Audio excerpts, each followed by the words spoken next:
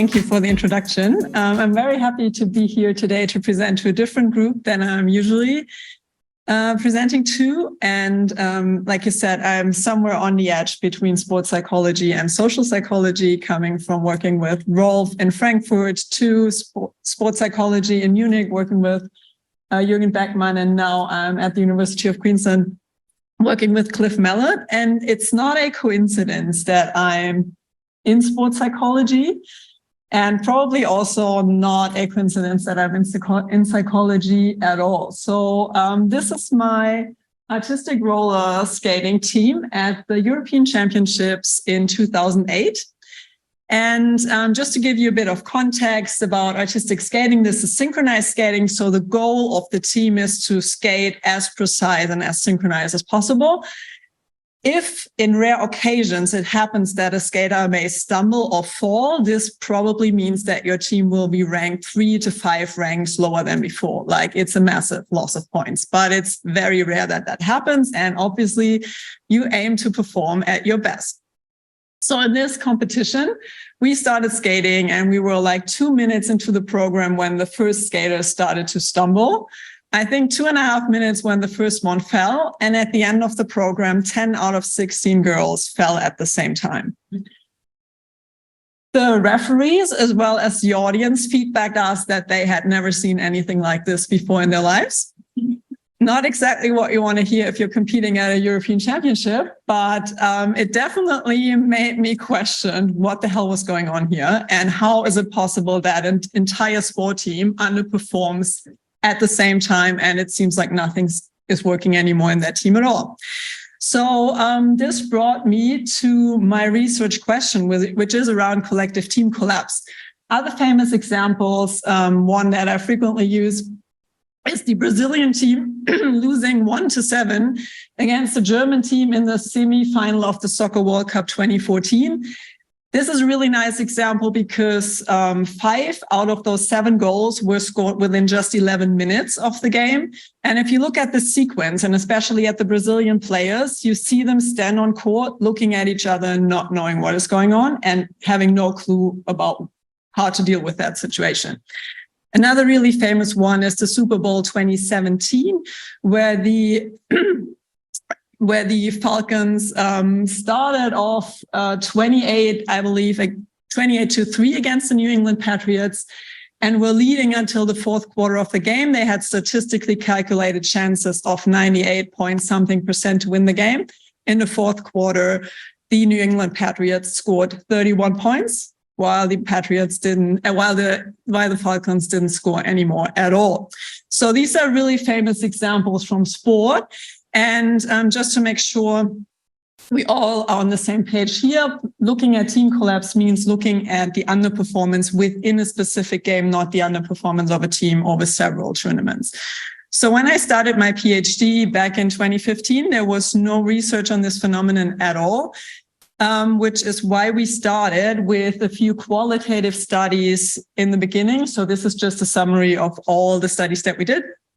We had athletes, coaches, and sports psychologists from volleyball, basketball, soccer, handball, and field hockey participating, and basically asked them about what they thought was happening when a team collapse happened. So we were looking at causes, underlying mechanisms, triggers, potential processes that kept a team collapse running.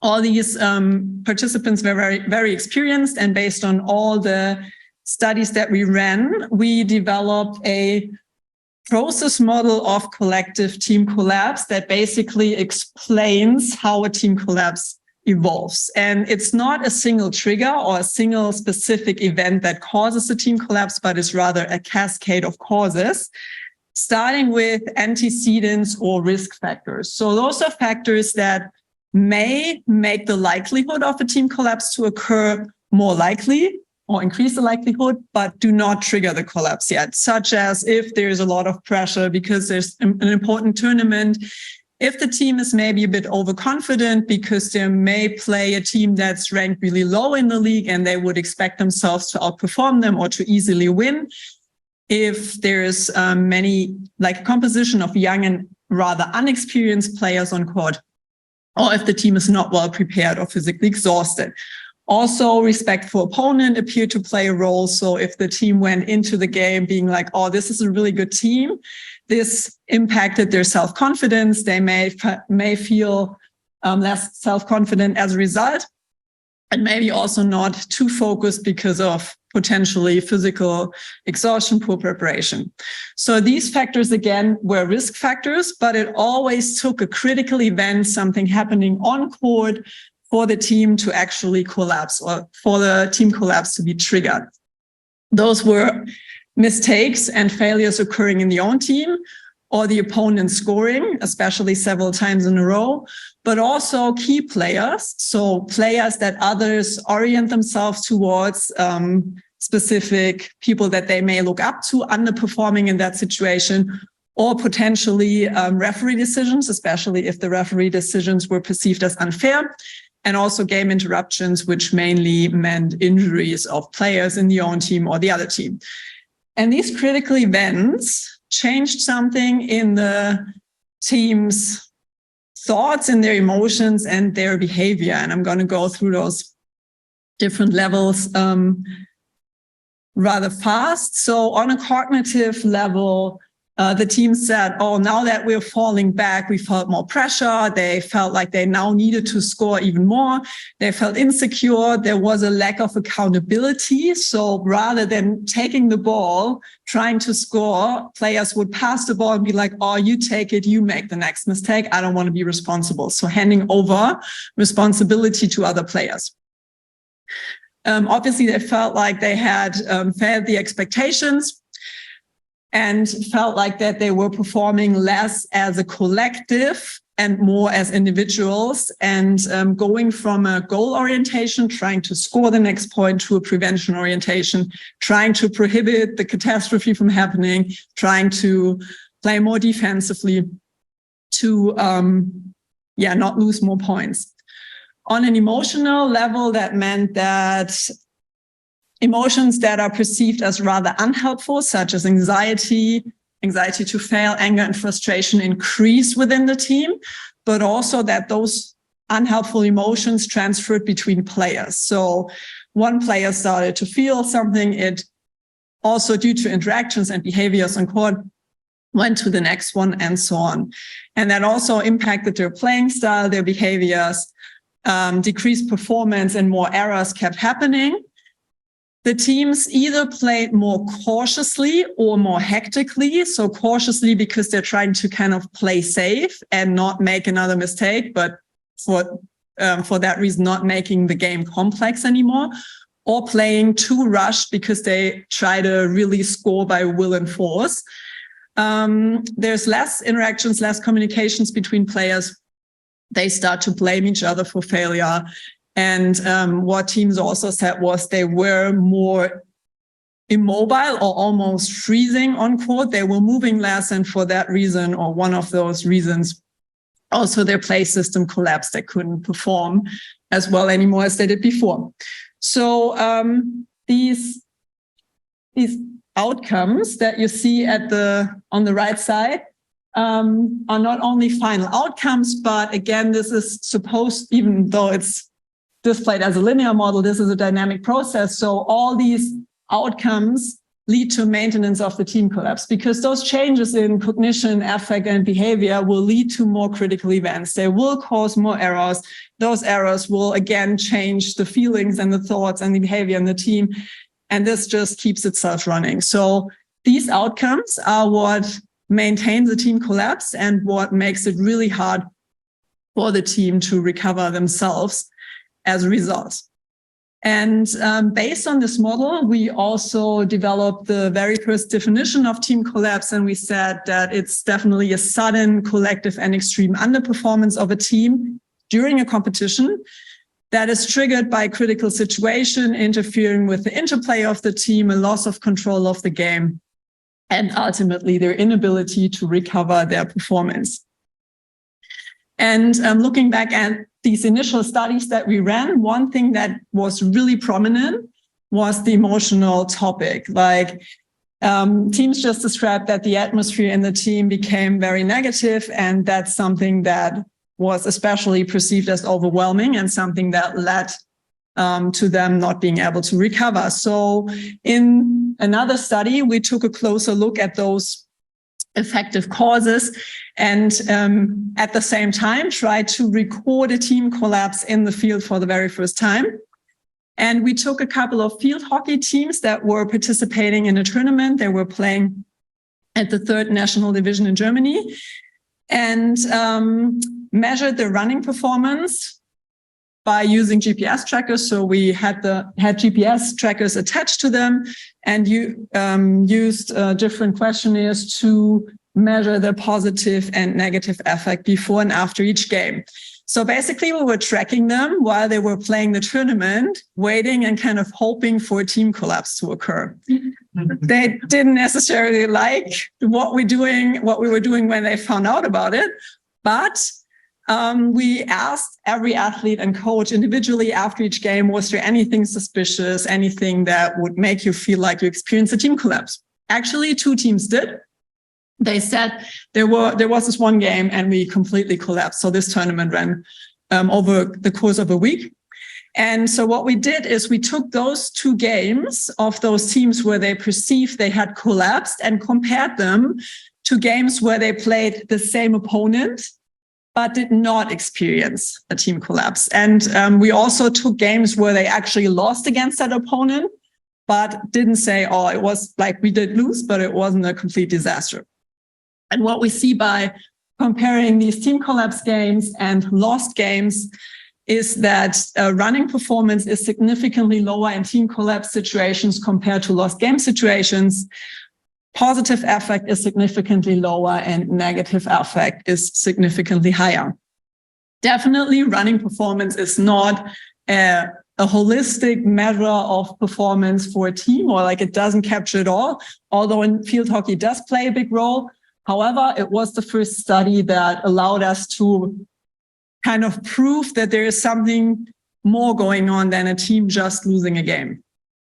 And based on these initial studies that we did on team collapse, we got asked, oh, is there something that my team can do? Some recommendations you have for us? So on that level, there's some technical and tactical things that we can recommend for teams in general.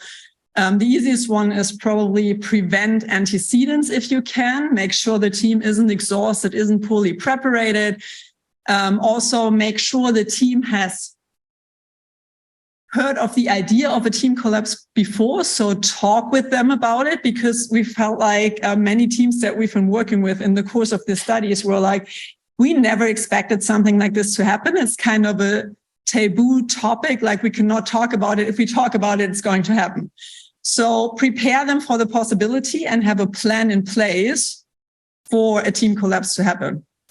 Obvious or like most used training strategies are simulation and resilience trainings.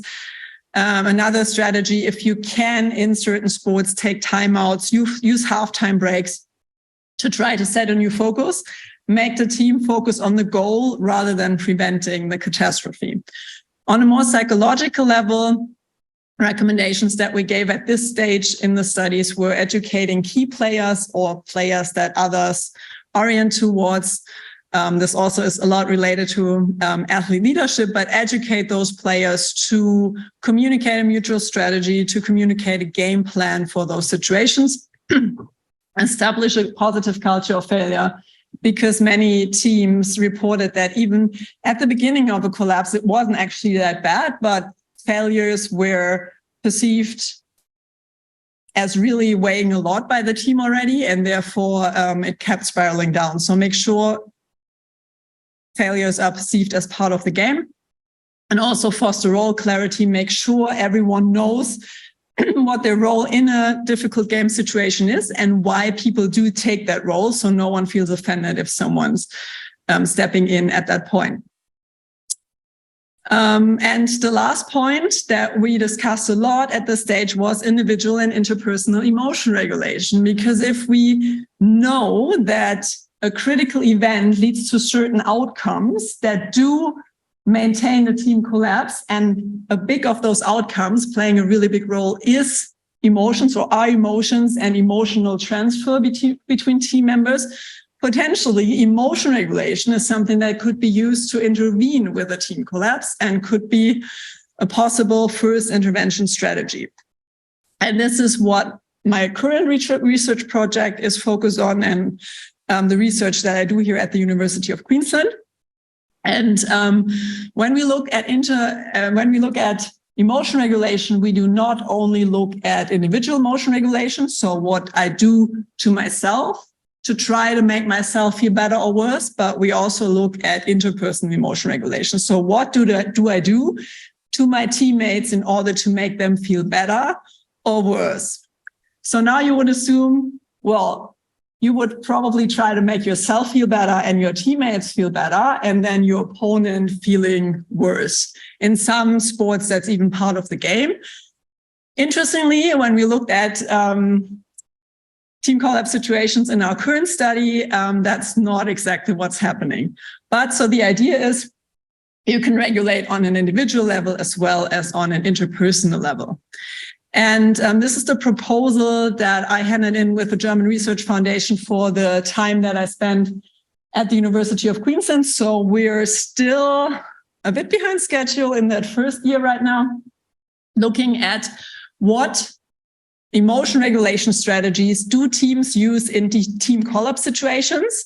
And are those different from situations where they maybe also experience a critical event, but are able to perform regularly? So which are those strategies? And in a second step, we would then go into seeing which ones are more effective and which ones are less effective in a laboratory experiment, which is coming up.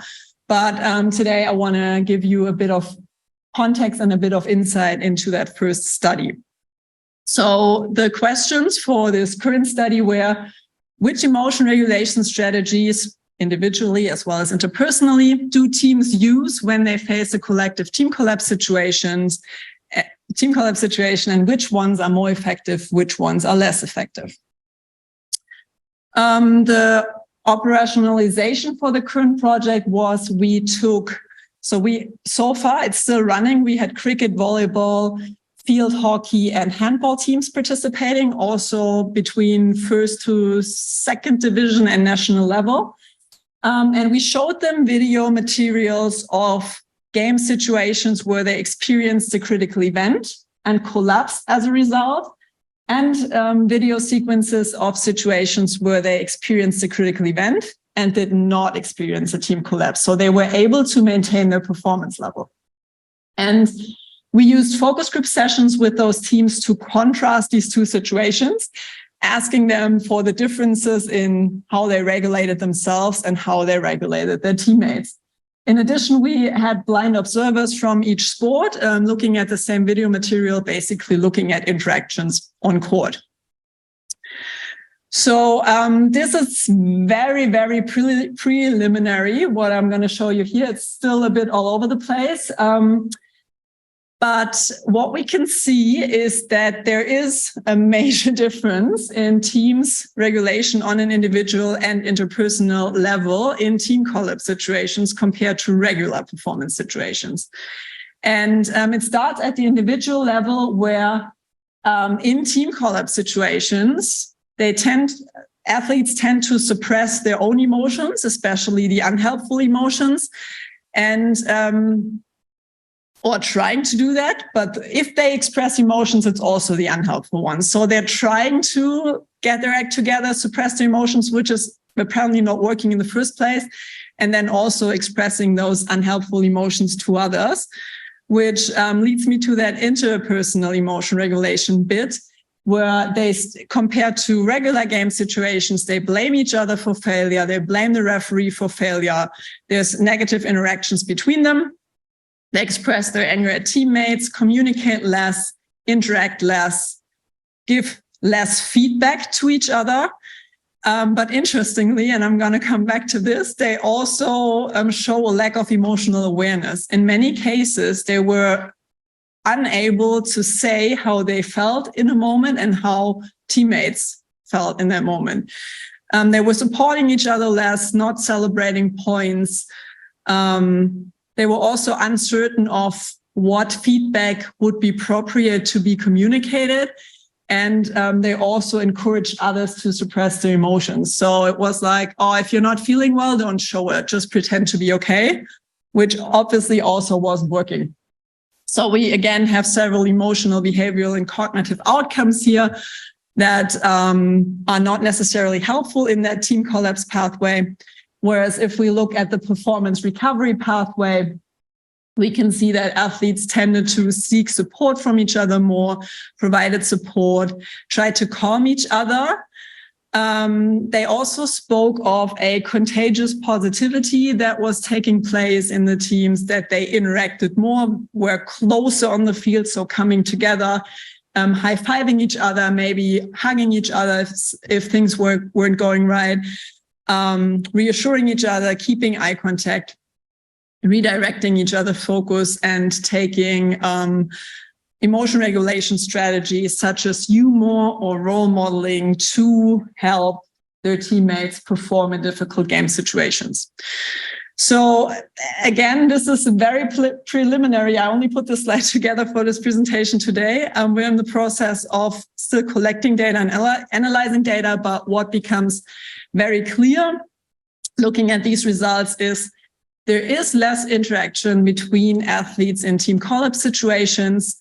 They use less effective emotion regulation strategies. They either suppress their own emotions or encourage their teammates to suppress them.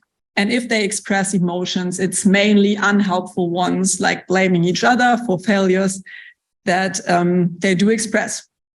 But also one point that's maybe not that clear in that model yet, that was really sticking out, is this emotional emptiness. So one player even described his team as a team of emotional zombies trying to perform on court, a team being very flat, not really showing emotions, but also being clueless about what was going on with themselves as well as others. Which leads me to the question, how can we teach them to regulate their emotions or others' emotions if they don't even know what they're feeling? So this was really a point sticking out in this first study, and this inability to know what's going on, and also this inability to detect what is going on with their teammates. So based on this, again, it's a bit tough to say what are things that we should do in those situations and what are things that we shouldn't do. We're not quite at that step yet, but one thing that I wanted to include in today's presentation as well is from another project that we ran with the German Beach Volleyball Foundation and with their youth athletes, because we ran into the same phenomenon. We were running workshops that also included a bit of education on interpersonal emotion regulation, and found that many of these athletes, although playing together for years, didn't have a clue about their own emotions, about their partner's emotions, and especially they didn't know what to do in a difficult game situations. In a difficult game situation, in most cases, they said, oh, what really helps me in this situation is doing this, so that's what I'm doing to my partner. And then the partner goes, but I really don't like that. So they never had a discussion or a talk about what they actually needed in those situations and what was a no-go for them. So something that we implemented with those athletes was we scheduled appointments 1 or 2 weeks before the tournament, because sometimes those players switch partners quite often because they're still youth athletes, and have a talk, like a teammate talk, about what if we come into a difficult game situations? What do I need in this situation and what don't I need? What type am I and how can you help me in this situation? And again, it was really surprising that they were like, oh, really, this is all I need to do. And we were like, how can you have not talked about this or not figured that out by this time? Then we suggested shortly before tournament to go together again to develop a mutual game plan. So what do we do when things go wrong? Do we take a timeout? Who does take the timeout? And what's the role that each person has in that situation? So maybe my partner's job is to take the timeout, and then my job is to give some tactical feedback or some motivational feedback. but also talk about it so you're not overwhelmed by your partner telling you something about tactics. Don't feel offended by it because you talked about that. That's the role you take in that situation. And then last but not least, during timeouts or during game breaks, use a positive solution-based approach. Talk about what went well, what could be done better, and how you're going to do it, rather than just starting to vent about what's not working in that situation, because timeouts are short and it's definitely not going to help you perform. So yeah, this is basically just a short insight into one of the things that we did also in relation to that interpersonal emotion regulation. But again, at this point, the question is also how much further can we go into developing interpersonal emotion regulation strategies as interventions if the teams struggle with the very basics, knowing how they feel. So that's something we're working on right now. It brings me to the end of my presentation today, but I do realize, again, I'm somewhere in between social psychology and sports psychology. So I know there's a lot of social psychology included in my research. So definitely feel free to ask me any questions that you would like to ask, but maybe also take some time to think about how it relates to what you're doing. How does it relate to social identity? How does it relate to leadership? I mentioned concepts such as the key player playing a really important role, or also athlete leadership. Definitely social identity does play a role. For team collapse to happen, I would argue that it's very hard to experience one if you're not identified with your team at all. But maybe that's also up for discussion. So maybe also take this as a starting point for your questions, for your thinking, for your comments. Thank you.